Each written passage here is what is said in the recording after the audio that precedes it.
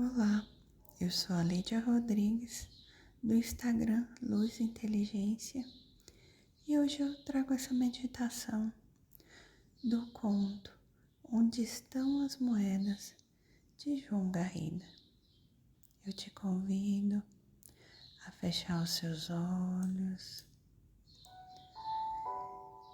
e concentrando na sua respiração, acalmando seu coração e ouvindo só o som da minha voz.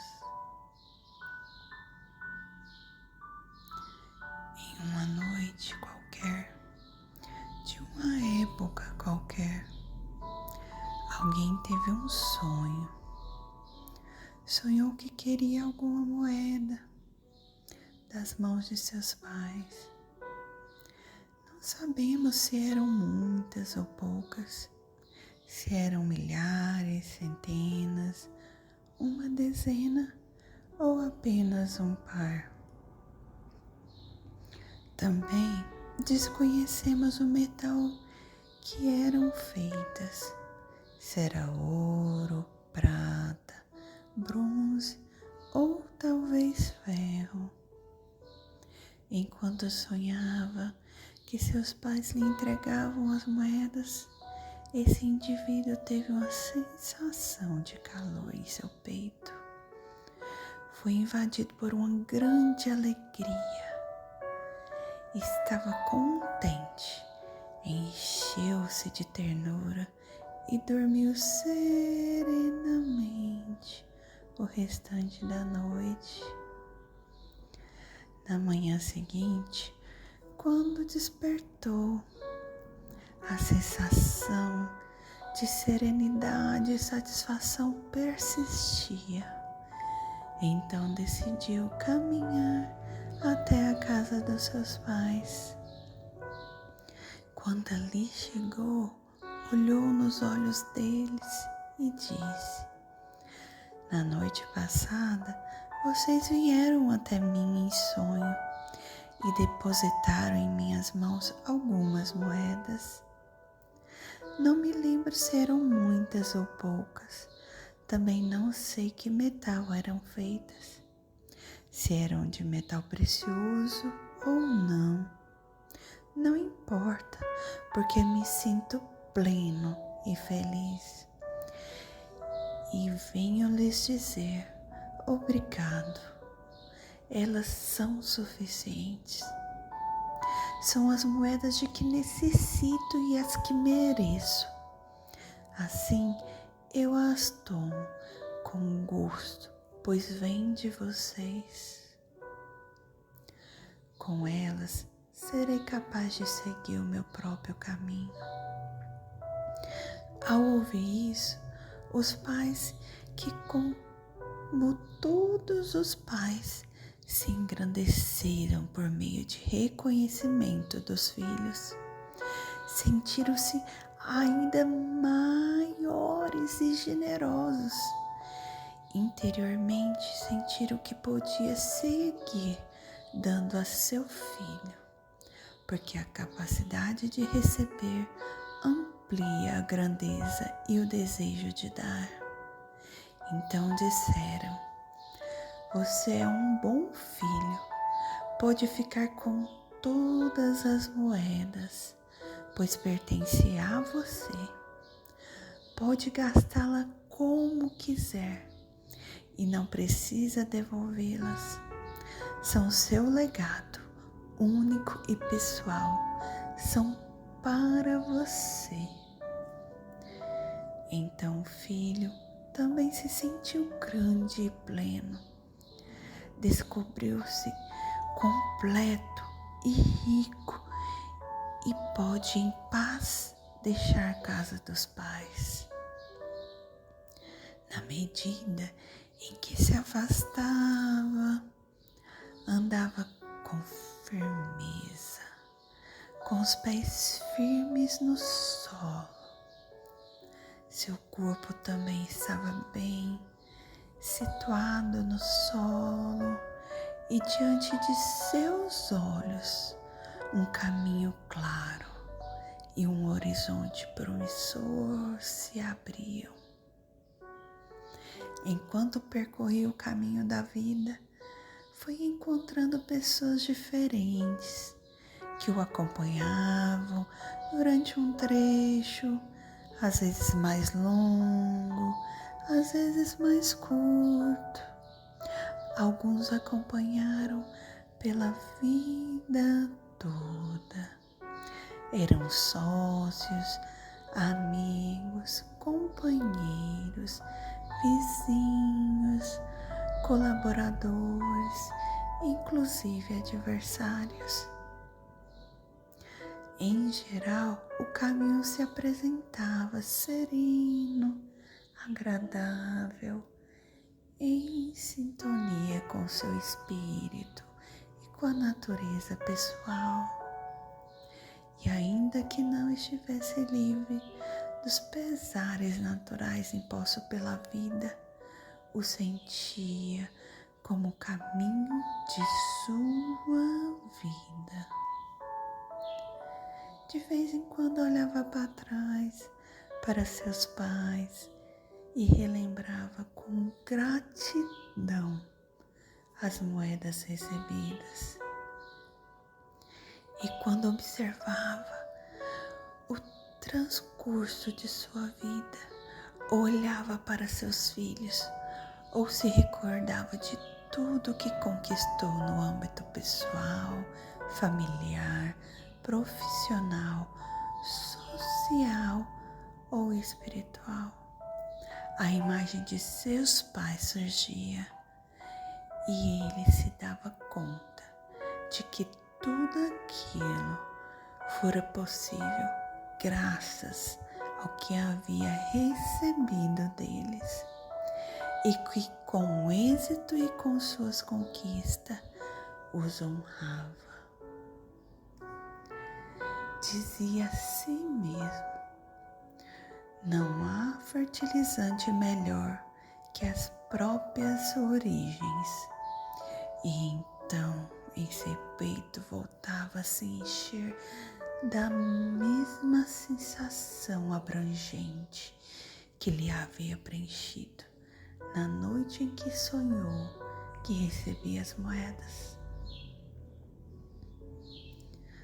Outra noite qualquer, de outro tempo qualquer, outra pessoa teve o mesmo sonho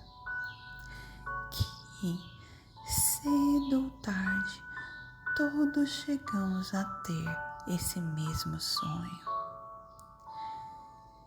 Vinham seus pais e depositaram algumas moedas em suas mãos.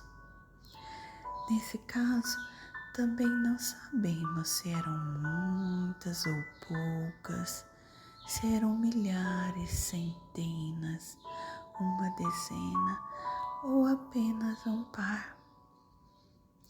Não sabemos de qual metal eram feitas, se de ouro, prata, bronze ou ferro. Ao sonhar que recebia em suas mãos as moedas de seus pais, a pessoa sentiu certo incômodo, sentiu-se invadida por uma amarga inquietude, por uma sensação de tormento e um dilaceramento, mal-estar. Dormiu o restante da noite remexidos, agitado entre os lençóis. Ao despertar, o indivíduo ainda agitado sentiu um incômodo que parecia raiva, mas que também tinha algo que queixa e ressentimento. Sua expressão era de sofrimento e inconformismo. Revoltado e ligeiramente envergonhado, decidiu caminhar até a casa de seus pais. Ao chegar, olhando de soslaio, disse: na noite passada vocês vieram a mim em sonho e me entregaram algumas moedas. Não sei se eram muitas ou poucas, também desconheço de que metal eram feitas, se eram de metal precioso ou não. Não importa, porque me sinto vazio, prejudicado, ferido. Venho lhe dizer que suas moedas não são boas nem suficientes. Não são as moedas de que necessito, nem as que mereço, nem as que me correspondem. Portanto, não quero e não aceito, ainda que tenha vindo de vocês, e que cheguem a mim por meio de vocês. Com elas, meu caminho seria muito duro ou muito triste e eu não conseguiria ir longe. Caminharei sem as suas moedas. E os pais, que como todos os pais, se sentem menores e sofrem quando não têm reconhecimento dos filhos, retiraram-se, diminuídos e tristes, para o interior da casa, com desgosto e angústia. Compreenderam que podiam dar ainda menos do que havia dado aquele filho, porque diante da dificuldade de aceitar e receber, a grandeza e o desejo de dar se fazem pequeno e definham. Fizeram silêncio, confiando que, com o passar do tempo e a sabedoria que a vida traz, talvez, só talvez, chegasse a endireitar os rumos falidos do filho. É estranho o que aconteceu em seguida. Após ter pronunciado aquelas palavras perante os pais, o filho se sentiu impetuoso, forte, mais forte do que nunca. Tratava-se de uma força extraordinária, a força feroz, teimosa e gigante que surge da oposição aos feitos e às pessoas. Não se tratava de uma força genuína, como a que resulta da aceitação dos acontecimentos e está em concordância com a transformação da vida, mas de uma força apaixonada e intensa. Era o tipo de força que configura a paisagem do sofrimento humano, aquela em que as pessoas tratam de se apoiar quando precisam de coragem e de humildade suficiente para aceitar a realidade, tal como ela é, e a nossos pais, tal como eles são. A falsa força que nos concede a oposição das coisas, o ressentimento para com que as pessoas e a postura de vítima diante dos fatos vividos. Com o tempo, essa pessoa aprenderá que nenhum sofrimento concede direitos, nenhum sofrimento concede direitos, nenhuma postura existencial edificada sobre feridas concede merecimento, e que o único sentido desse sofrimento, que não é dor, é fazer sofrer os demais, já que unicamente a dor genuína desperta compaixão. Mas naquele dia, o indivíduo abandonou a casa dos pais, dizendo a si mesmo: nunca mais. Sentia-se forte, mas também vazio e vulnerável. Ainda que desejasse, não conseguia ficar em paz.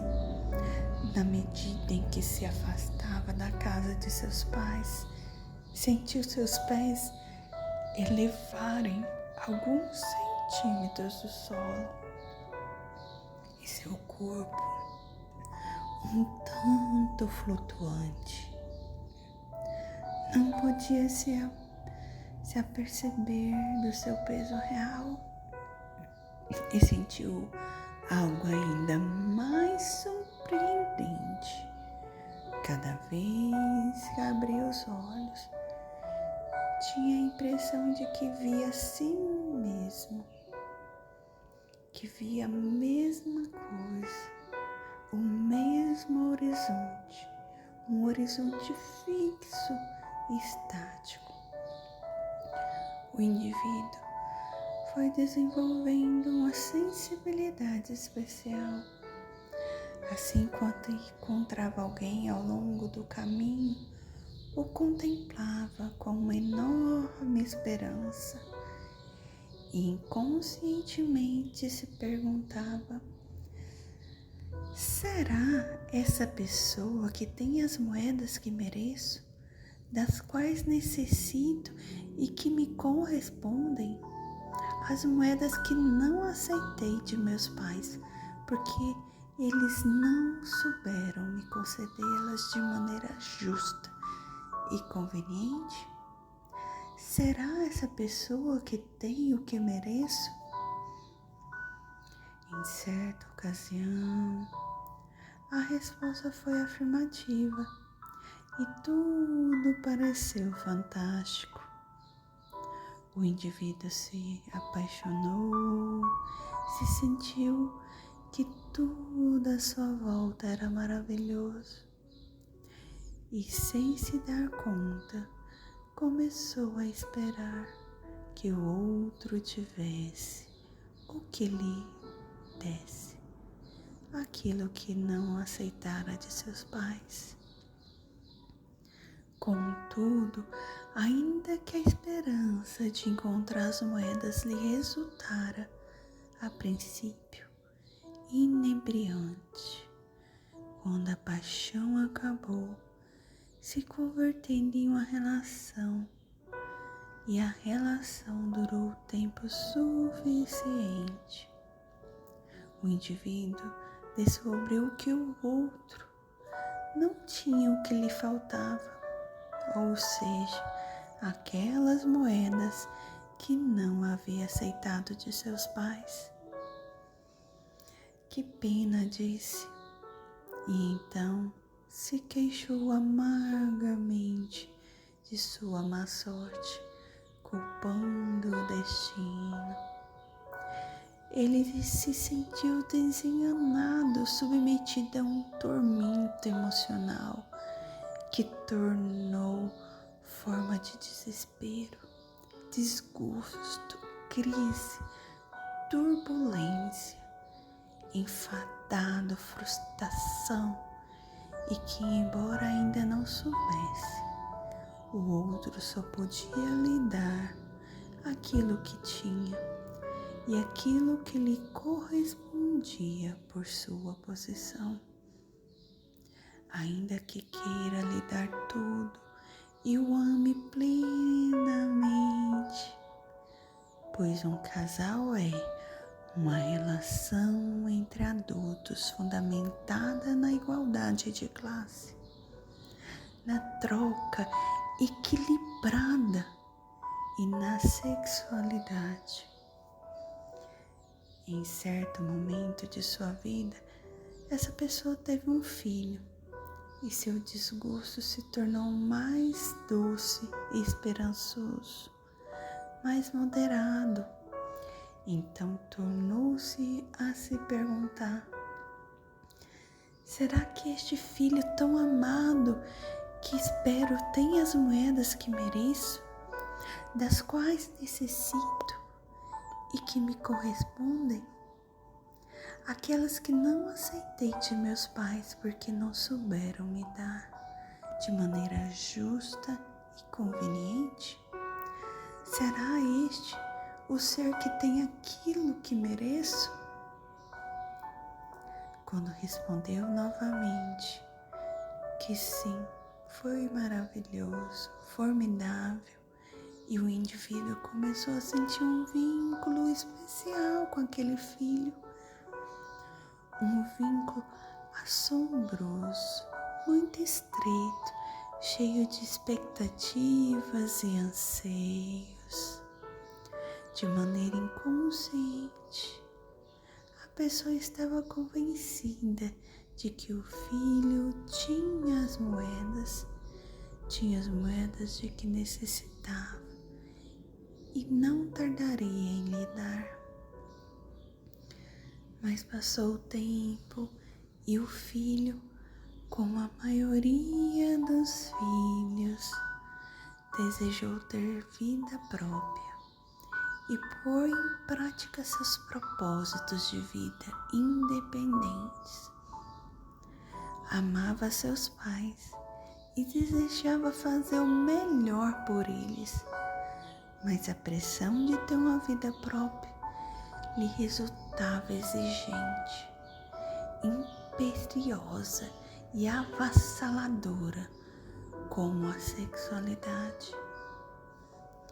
Assim, o indivíduo um dia compreendeu que tão pouco o filho tinha as moedas de que necessitava, que merecia e lhe correspondia, sentindo-se mais vazio, órfão e desorientado que nunca, entrou em crise, adoeceu, estava na fase média da vida e se encontrava de uma forma que nenhum argumento já o sustentava, nenhuma razão o acalmava.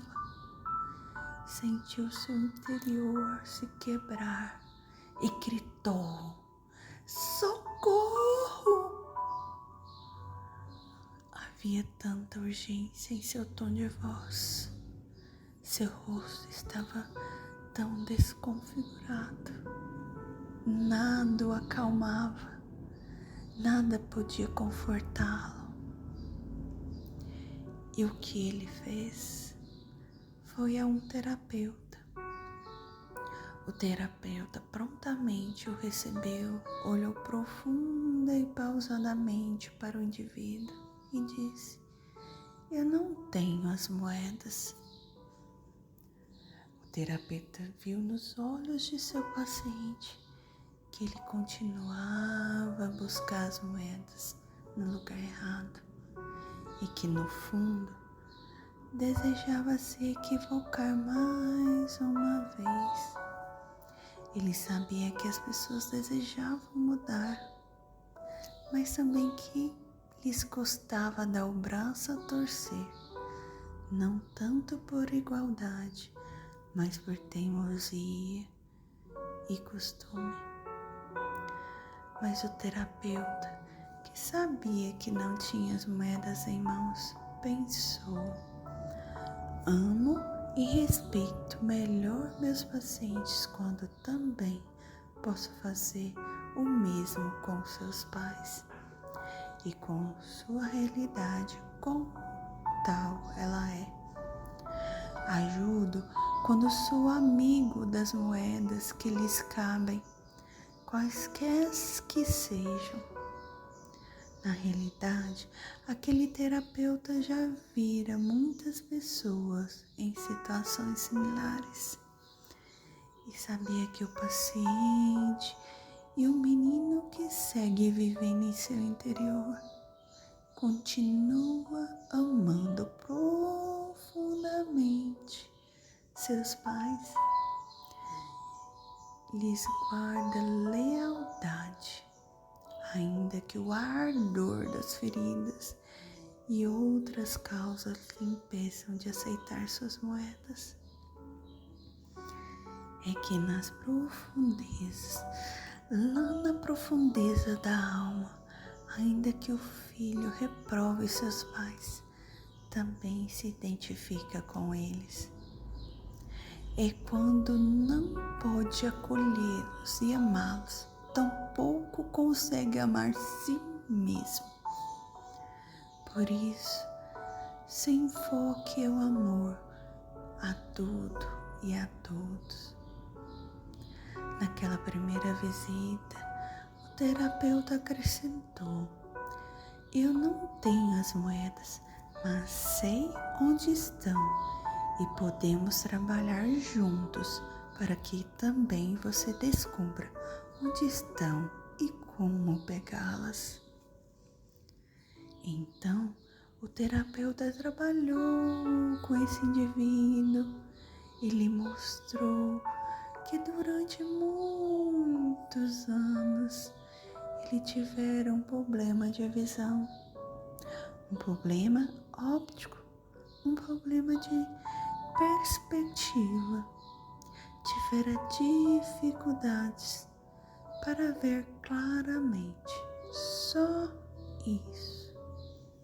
O terapeuta o ajudou a ajustar o foco e a regular seu olhar, a perceber a realidade de outra maneira, a partir de uma perspectiva mais clara, mais centrada e mais aberta ao propósito da vida. Uma maneira menos dependente do desejo pessoal, do pequeno eu que sempre tenta nos governar. Um dia, enquanto esperava pelo paciente, o terapeuta pensou que havia chegado o momento de dizer, por fim e claramente, onde estavam as moedas. E nesse mesmo dia, como que por encanto, o paciente chegou com uma outra coloração de pele. A feição do seu rosto havia se suavizado e disse: sei onde estão as moedas. Continuam com os meus pais. Primeiro soluçou, em seguida chorou abertamente. Depois veio o alívio, a paz e a sensação de calor no meio do peito.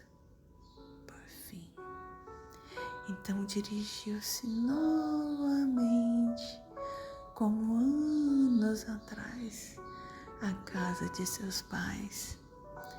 Quando ali chegou, olhou-lhes nos olhos e disse: durante todos esses anos, tive um problema de visão, uma perspectiva ilusória.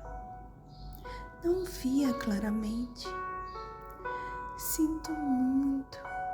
Agora posso ver e venho lhes dizer que aquelas moedas que recebi de vocês em sonho são as melhores moedas possíveis para mim.